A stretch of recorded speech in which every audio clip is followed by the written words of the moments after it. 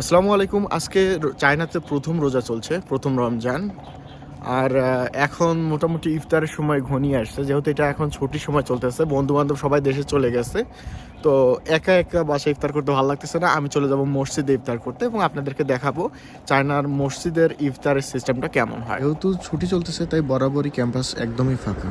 আর বলতে বলতে চলে আসলাম সিটি সেন্টারে, যেটা মসজিদের একদম কাছাকাছি। আর এই হচ্ছে আমাদের মসজিদের গেট, যেখান থেকে ঢুকতে হয়। এখানে একজন দেখি আঙ্কেল ওই কিশমিশ বিতরণ করতেছেন অ্যাজ এ হাদিয়া। আর মসজিদের ঠিক পাশেই অনেকগুলো ছোট ছোট স্টলে ফুড কার্টে ফুড বিক্রি করে। দেখতে দেখতে চলে আসলাম মসজিদের ভিতরের এরিয়া। এটা হচ্ছে বারান্দা।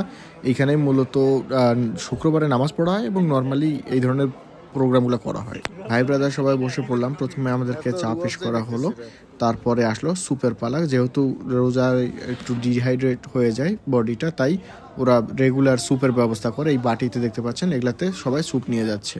দুই একটা খেজুর খেয়ে স্যুপে হালকা চুমুক দিয়ে তারপরে আমরা চলে গেলাম নামাজ পড়তে। মাগরিবের নামাজের পর হবে পুরো দমে ইফতার।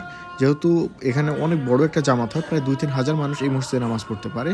তো সামনের কাতারে নামাজটা শেষ করে আমরা চলে আসলাম ইফতার গ্রাউন্ডে এবং শুরু হয়ে গেল সেই লড়াই। চপস্টিকের কাঠি দিয়ে সেই খোঁচায় খোঁচায় খাওয়া দাওয়া। এখানে বড় বলটাতে দেখতে পাচ্ছেন নুডলস, এটা গরু গোস্ত দিয়ে নুডলস বানাইছিল।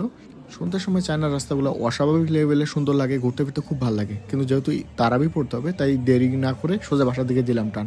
বরাবরের মতো এবারও চেষ্টা করব ইনশাআল্লাহ 30টা রোজাই কমপ্লিট করব এবং আপনাদের সাথে শেয়ার করব ব্যতিক্রমধর্মী এক রমজান মাসের জীবন গল্প। ফলো।